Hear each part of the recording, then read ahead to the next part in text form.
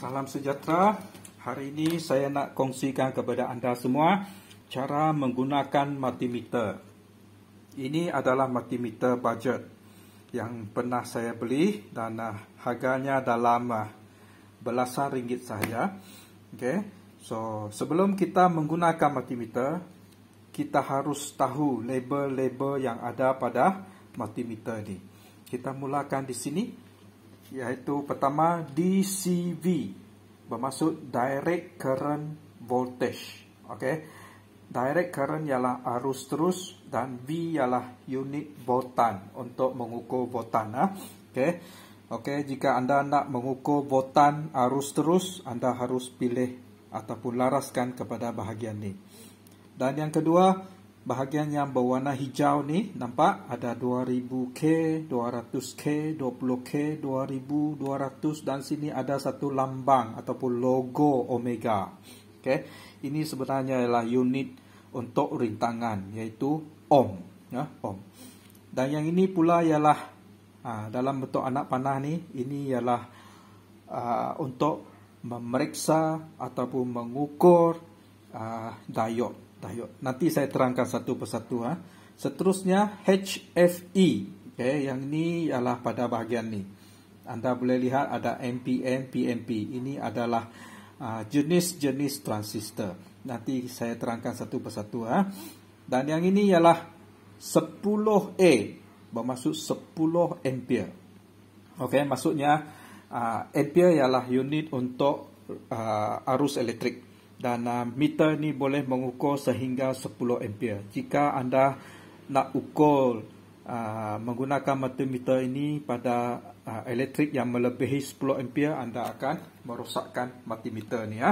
Okey, seterusnya yang ni DCA, Direct Current Ampere. Direct current ialah arus terus, ampere adalah unit untuk arus elektrik. Dan kita boleh ukur untuk yang di bawah 200 miliampere. Ada 200 mikro, 2000 mikro, 20 mili dan 200 mili. Maksudnya unit di bawah 200 miliampere anda kena guna bahagian sini. Kalau lebih daripada 200 miliampere anda kena guna bahagian ni.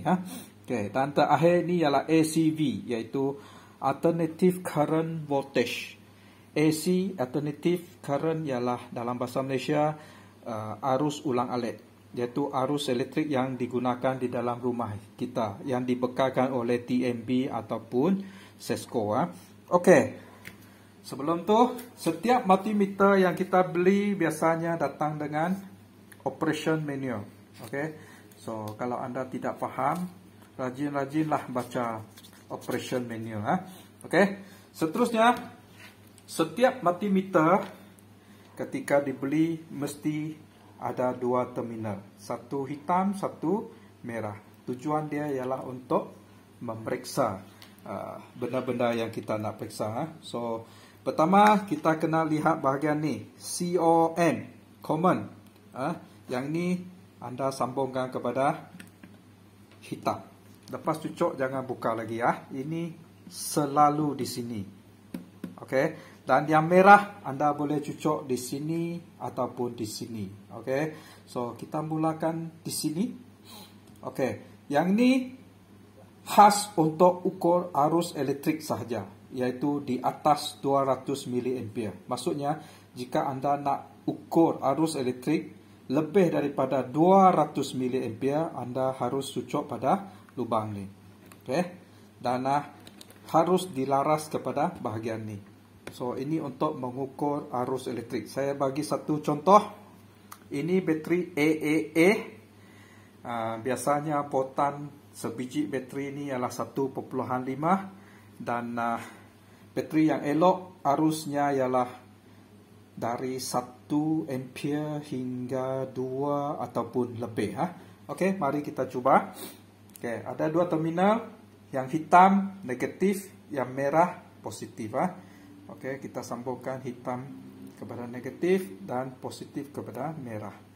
Dapat bacaan 2.6 ampere. Maksudnya bateri ini boleh menghasilkan 2.6 ampere. Okey, satu lagi. Multimeter digital kelebihan dia ialah kalau anda sambung terbalik, anda juga dapat bacaan. Cuma bezanya anda akan nampak simbol negatif di sini. Saya bagi contoh Yang ini negatif, saya guna terminal positif. Dan yang ini positif, saya masukkan terminal negatif. Okey. Nampak? 2.6 tetapi ada negatif di sini. Okey. So, jangan risaulah terbalik Okey, boleh? Itu yang pertama. Yang kedua, okey, DCA. Yang ni sama dengan ni, cuma dia mengukur unit yang lebih kecil lebih kecil. Saya bagi satu contoh. Okey, yang ini bateri jam. Di botan dia biasa ialah 3 volt. Dan arusnya ialah kira-kira 1 ampere, 1 ampere. Okey, sebelum tu kena ingat, selain daripada ukur 10 ampere, maksudnya di luar sini anda harus pindahkan terminal ni kepada bahagian tengah. Okey. So bateri ni sebenarnya rosak dan bacaannya ialah di bawah 200 mA. So mari kita cuba. Nampak 45 ataupun 44 mA saja mili.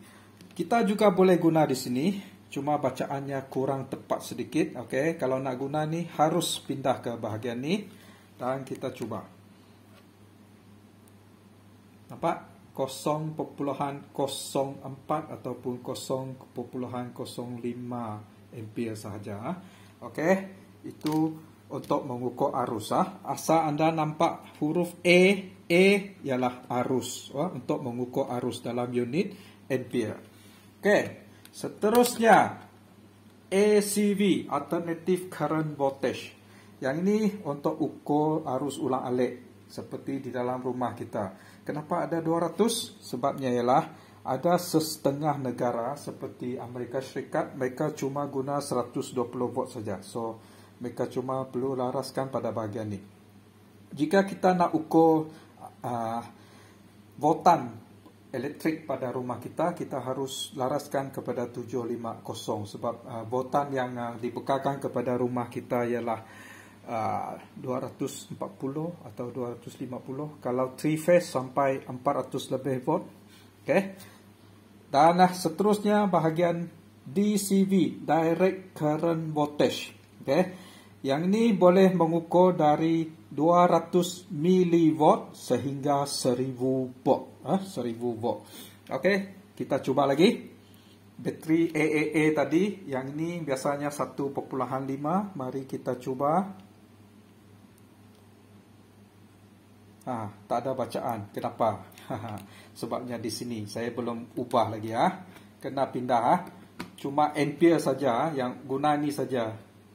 Masukkan ke lubang ni. Selain daripada itu semua guna bahagian tengah. Okey, kita ukur lagi bateri. 1 volt saja. Sebab apa? Sebab saya laraskan kepada 1000. So bacaannya tidak berapa tepat. 1.5 kita boleh guna 2000 mili. 2000 mili. 1 volt bermaksud 1000 So kalau 1.5 dalam 1500. Nampak? 1400. Kalau guna yang ini kita akan dapat 1.4.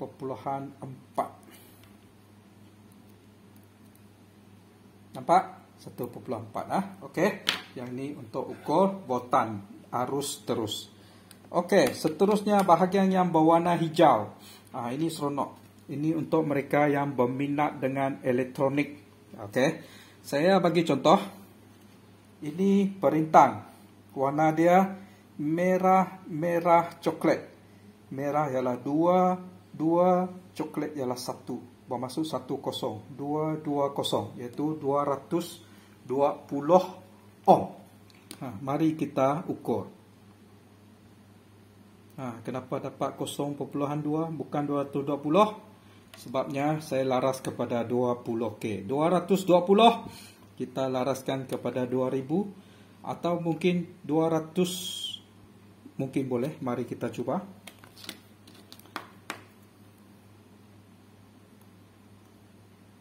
Tak dapat lah, sebab dia melebihi 200. So, kita kena guna 2000. Nampak? Rintangan pada perintang ini ialah 218 ohm. Okey, saya bagi satu contoh lagi. Ini seronok ni, besar ni. Warna perintang ni ialah coklat, merah, hijau. Coklat ialah 1, merah ialah 2, hijau ialah 5. Bermaksud 1, 2, 5 biji kosong di belakang. Ataupun 1,2000 ohm. Ataupun 1,2 juta ohm. Okey, 1,2 juta ohm. 1,2 juta kita kena guna 2000K. Okey, mari kita cuba. Nampak? 1,2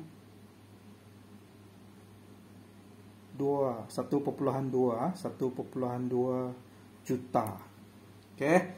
Yang itu bahagian rintangan. Seterusnya kita lihat ni, ada anak panah ni ya. Yang ini untuk mengukur ataupun memeriksa diod. Okey. Ini ialah diod. Kalau anda nampak label yang berwarna putih ni, bermaksud arus elektrik mengalir dari sini ke sini. Fungsi diod ialah mengalirkan arus elektrik sehala saja. Boleh pergi, tak boleh balik. Okey. Cara untuk periksa dia macam ni. Okey. Anda tidak perlu ingat mana satu merah, mana satu hitam. Tak perlu.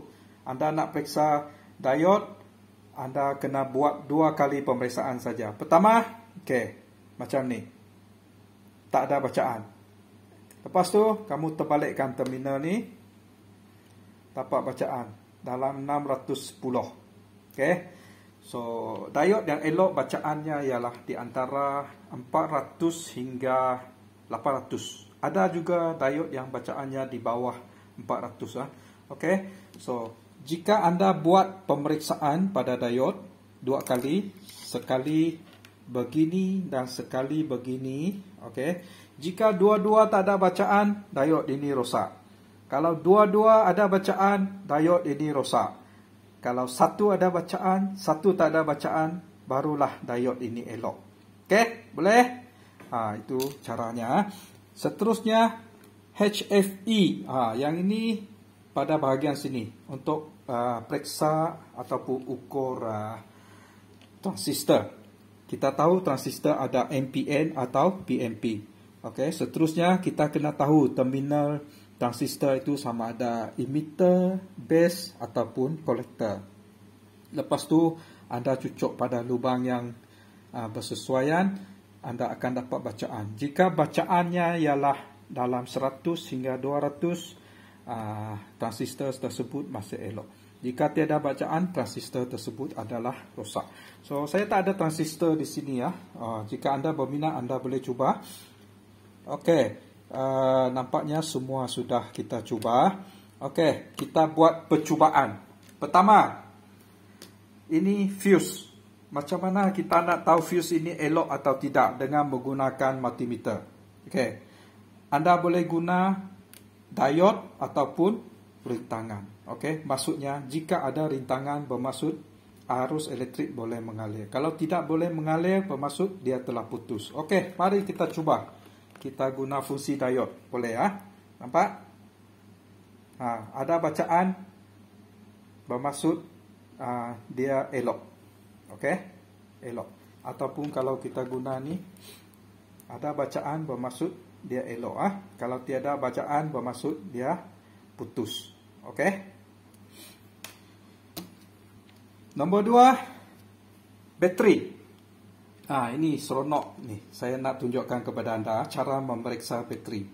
Jika kita memeriksa bateri, kita kena periksa 2. Iaitu pertama, periksa voltan dan kedua, periksa arus elektrik. Bateri yang elok harus ada bacaan voltan dan juga bacaan arus elektrik. Kalau voltan ada, ampere tak ada, bateri ini rosak. Kalau voltan drop, ampere tiada, bateri rosak. Okey, saya bagi satu contoh. Yang ini bateri elok. Bateri elok. Kita mulakan periksa voltan. Okey, yang ini kita tahu 1.5. Kita guna inilah 1500. Okey, kita dapat 1004. Okey, tak lari jauh.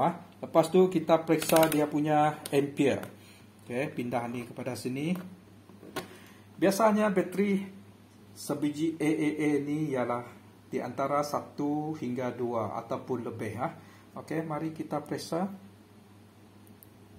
Okey, bateri ni ada 2.6 ampere. Maksudnya bateri ni masih elok lah. Okey, saya tunjukkan satu bateri yang rosak. Yang ni bateri jam. Ini telah rosak. Telah rosak. Bateri ni biasanya ialah 3 volt dan arusnya ialah kira-kira 1 ampere. 1 ampere saja. Mari kita cuba periksa ampere dulu. 0.05. Okey. Tak sampai 1 ampere. Setengah ampere pun tak sampai. Mungkin beberapa mili ampere saja. Mari kita cuba mili ampere. Pindahkan kepada sini. Okey, mili. 200 mili. Nampak? 46 mili ampere sahaja. So, bateri ini rosak. Okey, kejadian ni selalu terjadi pada remote control. Anda ukur voltan. Saya bagi contoh AAA.